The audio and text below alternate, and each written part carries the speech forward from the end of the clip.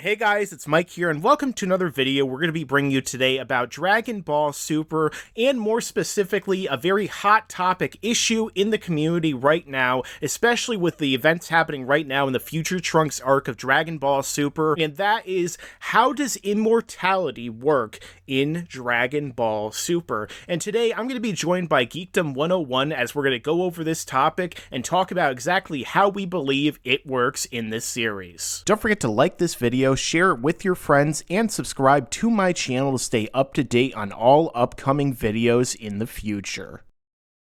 Alright, so Danny, what do you think in terms of immortality? There's a lot of stuff that's been going around, in the non-canon versions of Dragon Ball Z throughout the years and Dragon Ball, as well as some of the things that have happened with certain characters throughout the series, but now we're going to try and nail down exactly how we think true immortality works in this series. So, how do you believe that immortality really works within Dragon Ball? Well, I don't know. The only information we can really pull from is the Garlic Jr. thing, because up until Zamasu, we haven't had a villain actually successfully wish for immortality other than Garlic Jr. Now, I know people are going to be saying, oh, that's non-canon, blah, blah, blah. They love using that word in Dragon Ball when they don't really know what it means, but some people don't know what it means. Some do, some don't. But the fact is, Garlic Jr. was not in the manga, and so he's considered non-canon by many people, but that's the only thing that we have. That's all that we have to kind of base it on. And they couldn't beat Garlic Jr., and it just so happened that he was dumb enough to make the same mistake twice and create a dead zone and get sucked into it. But the way that it was perceived in the anime and in the movie, Garlic Jr. you couldn't beat him physically. They shot a hole through his stomach, and it just didn't do anything. He instantly regenerated. Yeah, exactly. He just can't die.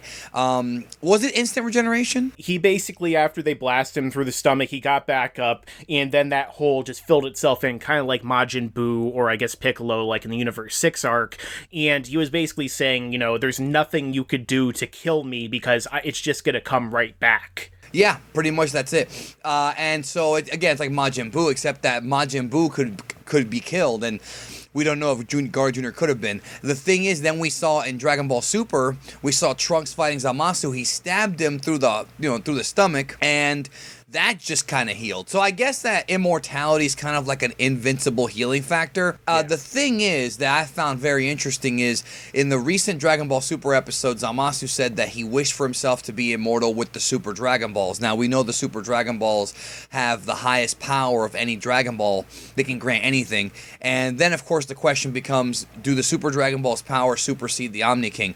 I don't think so, but that's an argument for another day. However, what we did find out that was shocking was that they destroyed the Super Dragon Balls shortly thereafter. They wished for him to be gone. So, As of right now, stopping this immortal Zamasu seems impossible. But then the question is, if you want to go deeper into this is, what if somebody were to take Zamasu or Garlic Jr. and just rip them up into a million pieces and destroy the particles? Like, is that even possible? Or are the particles just invincible? And I'll take it a step further than that.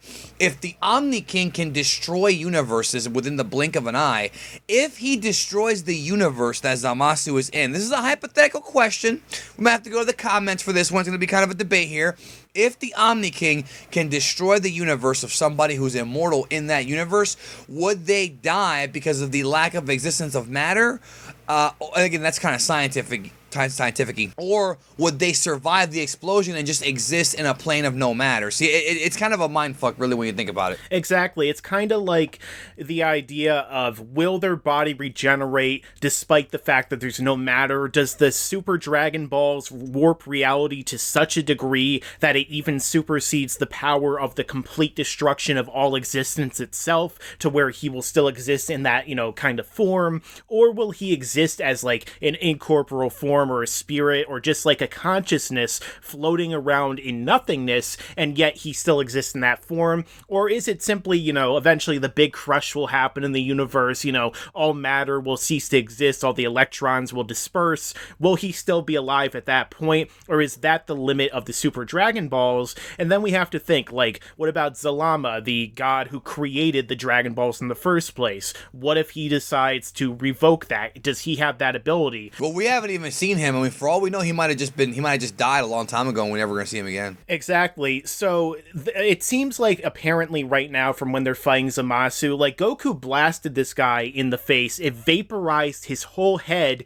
and as soon as the smoke was coming off of his head, he was regenerating at the same time. He takes a full force Kamehameha from Black, that hits Trunks and Goku, takes him out. It does nothing to him. Takes the final flash. It does nothing. So for me, it seems like immortality in Dragon Ball is different than, say, immortality in, say, DC or Marvel. It's like invulnerability, you would say? Yeah. It's complete invincibility as far as I can tell, except for, like, battlefield removal. So the Dead Zone, as we talked about with Garlic Jr., they throw him into a dimension that he cannot possibly escape from, except for when the Makio Star comes, and then they blow that up.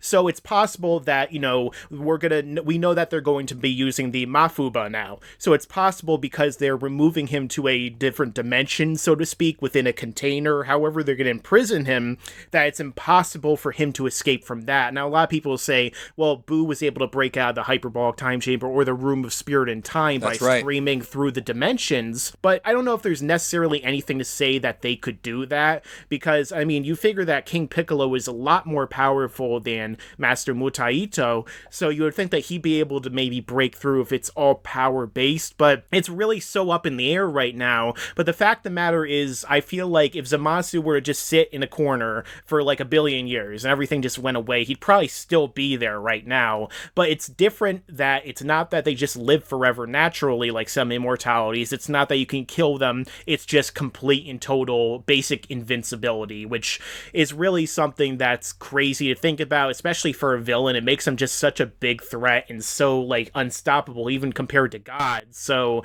it's going to be really interesting to see where that goes in the future. Yeah, Piccolo wished for eternal youth, and eternal youth just means that you don't age, which means that you can die of natural, or that you can't die of natural causes, unless you get some kind of disease, I suppose.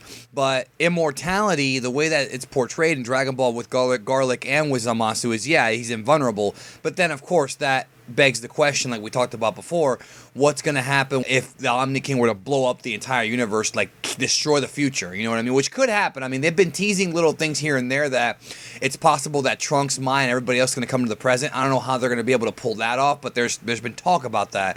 I don't think that's going to happen, but maybe they're going to wipe away the future timeline and just have everybody in the present. I don't think that's going to be the ending, but I mean, hypothetically speaking, could the Omni King wipe? That's the question. Can the Omni King, can the King of Everything, can he destroy someone who's immortal? I don't know, man. Yeah, that's such a big question. I feel like it's either going to be having to have to do with him doing that, or it's going to be something like we saw in Dragon Ball GT, where Goku, when he became a Super Saiyan 4, was able to supersede the power of the Black Star Dragon Balls, which is why he took on that adult form. He was able to basically overpower them and break that magical power over him.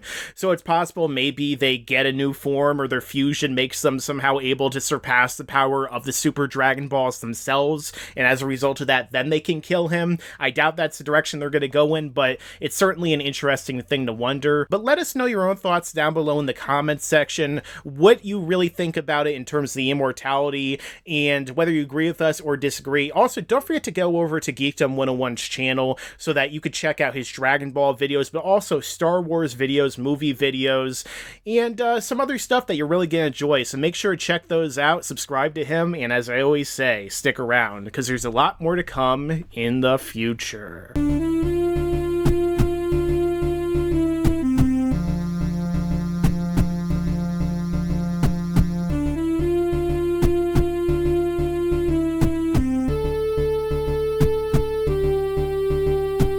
I think that I'm immortal now.